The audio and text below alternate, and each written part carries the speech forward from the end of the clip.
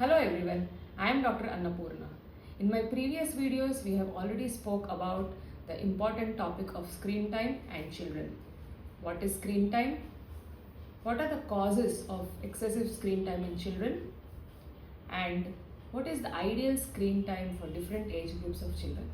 In my today's video, we would talk more about how to take care of the screen time, how to reduce the screen time, what are the different strategies that can be used, especially in 0 to 2-year-old kids. A small child would hardly cry for anything apart from whenever he is hungry or he is thirsty, he is sleepy, he has a natural call, and or any things which are irritating him. So whenever you are outside, this is the most common cause when the screen comes into play. So it is used as a pacifier. So instead of the screen, halt for a moment and try these techniques which are given below. Always keep a bag handy with you whenever you are outside. Keep small light and sound toys. Keep colorful storybooks, texture books, Play-Doh or clay which we call, crayons, coloring or drawing books, small puzzles, attractive things in your bag and a variety of foodstuffs. So these are more captivating for the baby than the screen. In your phone, keep some music, rhymes, stories already saved in your playlist and they are readily available to deviate the child. Be ready to take the baby along and allow him to touch and feel different textures and surfaces. Like if you are going to a mall or if you are going out to a shop or a store or to a garden, allow the child to just go touch different things. Don't worry, nothing will happen, okay? You can just wash and clean the child afterwards. Make the baby rock in different directions to make him happy. So these techniques definitely work well in place of a screen.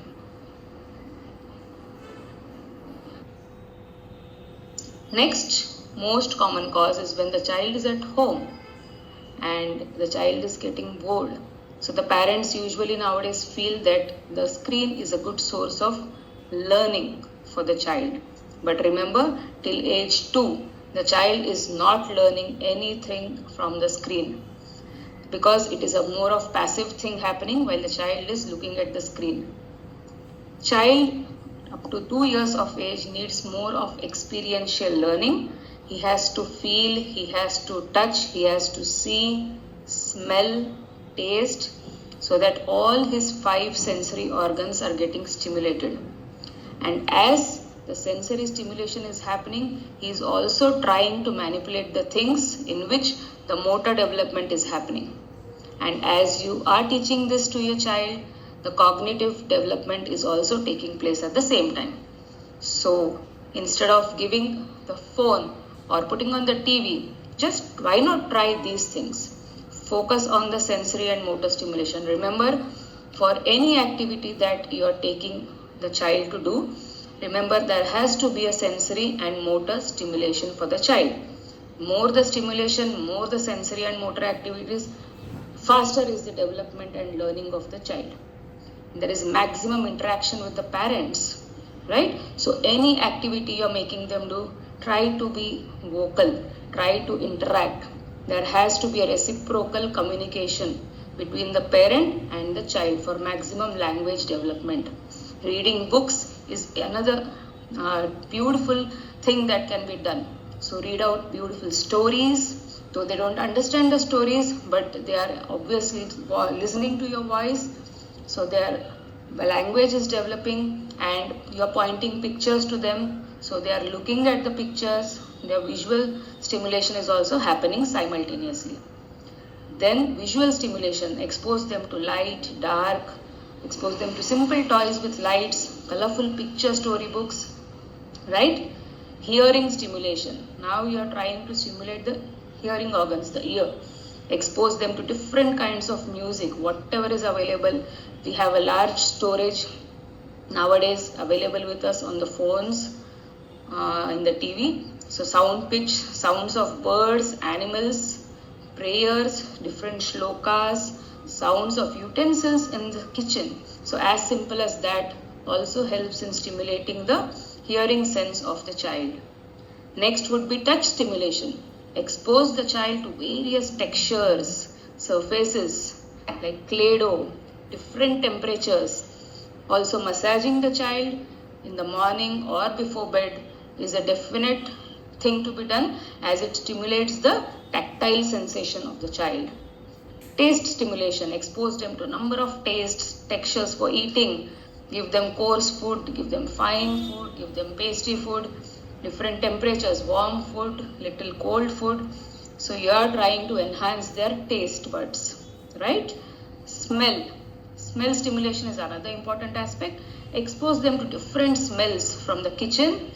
Use small kitchen items like the smell of coffee powder or smell of anything else in the kitchen, naturally scented things, soaps.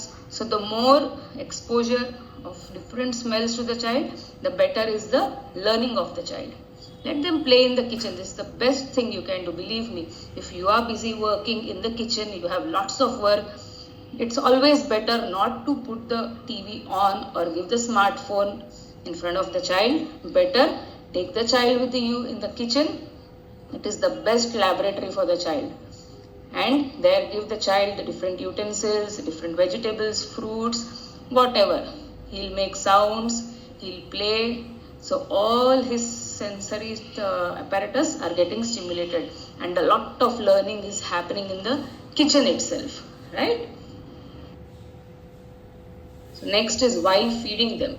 So while feeding them, usually this is another important cause that I have seen in most of the households happening. So the parents' major concern is that the child is not eating well, not eating enough, or is getting distracted while eating. The child is running here and there. The child is making a mess of the food while he is eating. So to avoid all these complications, the parents resort to putting a screen or a tab in front of the child and making him eat. But remember, eating or feeding the table is also a place where a lot of learning is happening in the child. The child starts learning different cues of hunger and cues of satiety.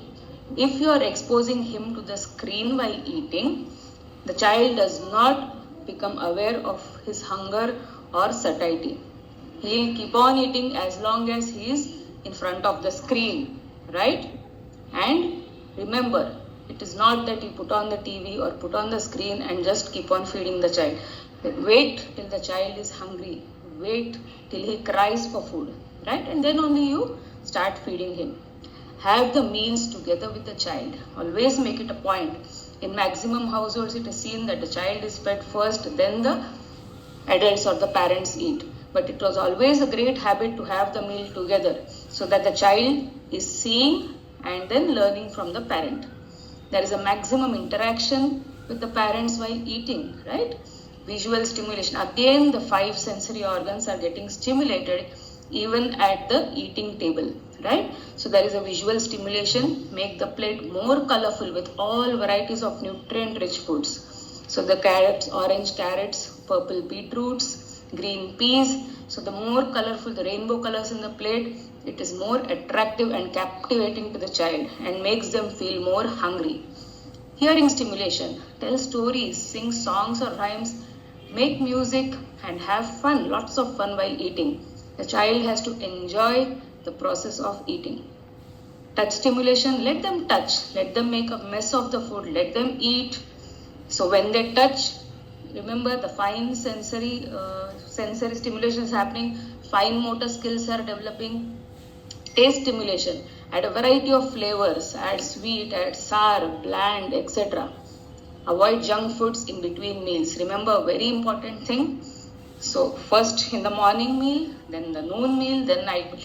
Avoid giving more than required. Avoid roaming, carrying while feeding them.